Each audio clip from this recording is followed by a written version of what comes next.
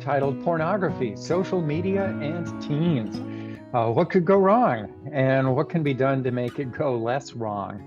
And this is a subject you and I have presented on in one way or another a few times now.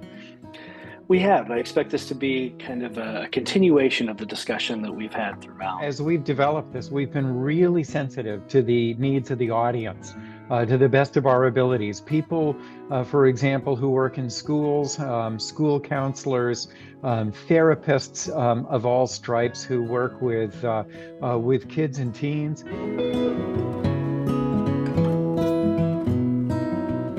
The first thing is a realistic discussion of the challenges that our youth face today in terms of pornography, social media, and just adolescent development.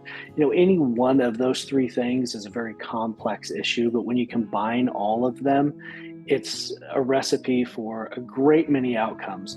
What our goal is with this discussion is to try to give folks some idea of what a positive outcome can be when you look at these different factors. It can really be an amazing event when kids move from adolescence into adulthood without having been exposed to pornography.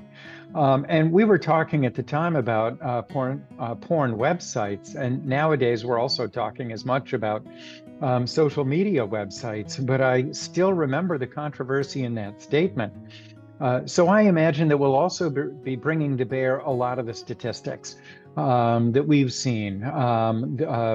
Websites like Pornhub put together their statistics of who's looking at what and for how long.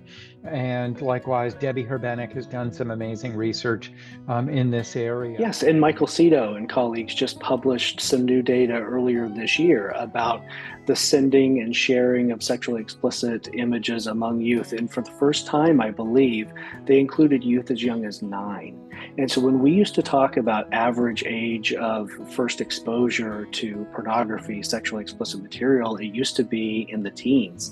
Now it's as young as 10.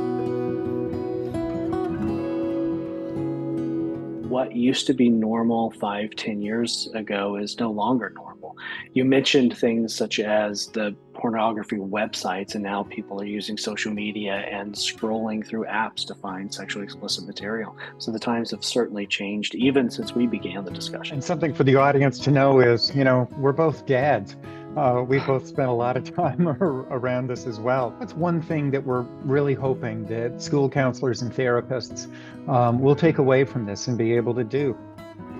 I think to stay on top of the latest trends, the latest ideas, the latest apps that youth are using these days to communicate, not only about sexually explicit material, but overall communication. It used to be texting, then Instagram and Snapchat, and there are other apps and social media mechanisms for youth to communicate on, and staying on top of those, all of the emerging trends in technology that sometimes as parents, as educators, we don't always realize. And oftentimes we rely on our own children and our own students and clients to educate us about some of these topics. One thing I hope people will be better at is simply having these conversations with kids, being able to, experience comfort when you're bringing up such a delicate topic.